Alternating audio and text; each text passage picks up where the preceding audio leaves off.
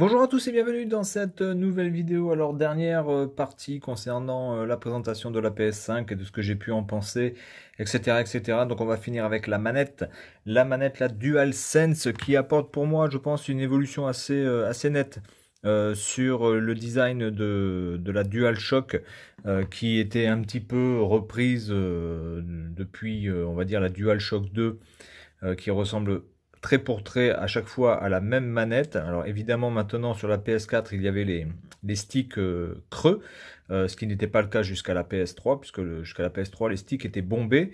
Mais du coup il est vrai que les courbes sur les courbes latérales étaient un petit peu trop droites. Voilà, donc moi je préfère la DualSense, puisque vous avez une courbe beaucoup plus marquée, beaucoup plus agréable pour, en fait, pour faire la ligne de votre paume avec celle de vos doigts. Donc du coup, je préfère la DualSense. En plus, elle a un aspect un peu plus massif. Elle est aussi beaucoup mieux finie. Voilà, vous avez beaucoup moins. Déjà, vous n'avez pas de vis, aucune vis apparente. On a vraiment l'impression d'un seul bloc. C'est quand même assez bien fait. Vous n'avez pas aussi le vieux stickers qui est à l'arrière, qui des fois se décolle par le temps et qui laisse une vieille colle dégueulasse qui vous colle au doigt. Voilà, un truc vraiment absolument dégueulasse. Donc du coup, je la trouve beaucoup mieux faite que les autres DualShock en fait.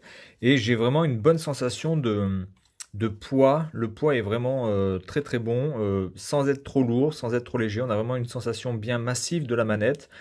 La croix directionnelle, comme vous pouvez le voir ici, est donc biseautée vers l'intérieur pour avoir un peu plus de confort et avoir un peu moins de tranchant quand vous devez utiliser la croix.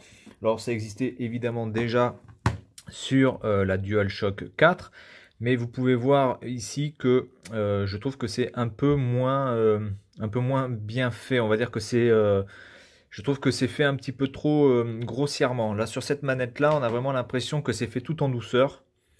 C'est beaucoup plus doux en fait. Même le toucher des boutons est beaucoup plus doux. Même chose pour les boutons d'action en fait, hein. Ici, on a une sensation vraiment beaucoup plus agréable. Après, au niveau des sticks, là, je vois pas vraiment de différence. Pour moi, ce sont à peu près les mêmes sticks, voire quasiment les mêmes sticks. La qualité du haut-parleur est vraiment très bon. Vous avez un bouton ici qui vous permet de couper ou d'allumer le micro. Alors ça, c'est un bouton qui est un peu mal placé. Enfin, je sais pas où on aurait pu peut-être le placer autre part, parce qu'entre le bouton PS et le bouton ici, on a un peu tendance à appuyer sur les deux en même temps, donc c'est pas vraiment bien placé, je trouve. Bon, après moi, le micro, de toute façon, je l'utilise pas, je m'en fous. Dessous, vous avez le connecteur pour pouvoir mettre donc le casque. C'est un jack 3.5, donc tout à fait classique. Vous avez le micro qui est ici. Voilà, donc après l'écran tactile, enfin le pad tactile, lui qui ne servira à rien évidemment, hein, ou à très peu de jeux, ou qui sera un gadget absolu. En tant que gadget, vous avez aussi les gâchettes adaptatives, soi-disant adaptatives, mais qui en fait n'ont que deux positions, c'est-à-dire la position souple et la position un peu plus dure pour vous faire semblant que vous avez une résistance à quelque chose. Bon, voilà, c'est pareil, c'est un petit peu gadget.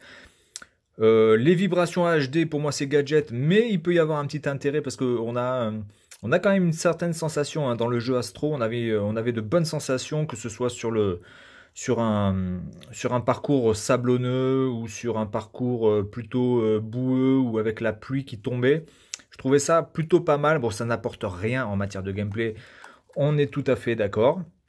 Vous avez le bouton reset ici pour pouvoir donc, si vous avez un problème de connexion, faire un reset de la manette et de la reconnecter à votre PS5 en Bluetooth.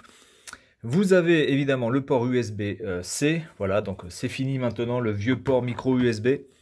On part sur le USB-C maintenant, évidemment. Voilà, donc après, j'ai pas vraiment de critique à faire dessus, si ce n'est le bouton du micro qui pour moi est mal placé, et les gâchettes adaptatives qui, bon, globalement, sont un pur gadget.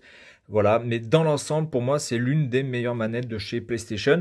Je l'ai bien en main, c'est vraiment agréable au toucher, même le toucher, hein, le côté assez lisse ici sur le dessus, mais un petit peu rugueux sur le dessous, et c'est pas, on voit pas vraiment la démarcation entre les deux, c'est-à-dire que c'est assez uni en fait les couleurs, vous pouvez voir que il y a quasiment aucune différence, mais on a vraiment un aspect rugueux ici qui est bien démarqué par rapport au dessus, et c'est-à-dire qu'en plus cet aspect rugueux devient de moins en moins rugueux en allant vers le centre. C'est-à-dire que ici c'est tout lisse.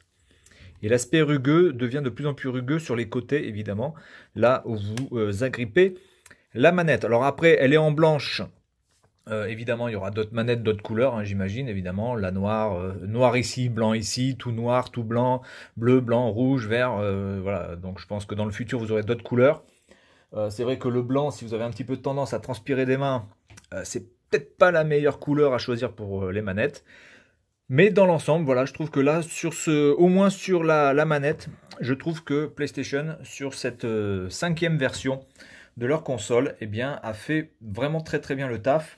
On a une très très bonne sensation en main. Alors après, évidemment, les gens me diront que la manette de Xbox est beaucoup mieux, mais ça dépend aussi de la morphologie de votre main, de la taille de vos mains, de la taille de vos doigts, de la sensation que vous avez. Moi, ça ne me pose pas de problème d'avoir les joysticks en dissymétrique, hein, ça me gêne pas du tout, mais j'avoue que malheureusement, depuis que je joue à la PlayStation, ça fait déjà plus de 25 ans, eh bien, on a pris un petit peu l'habitude de jouer avec les sticks au milieu, même si la DualShock première du nom n'est sortie qu'en 97. Voilà.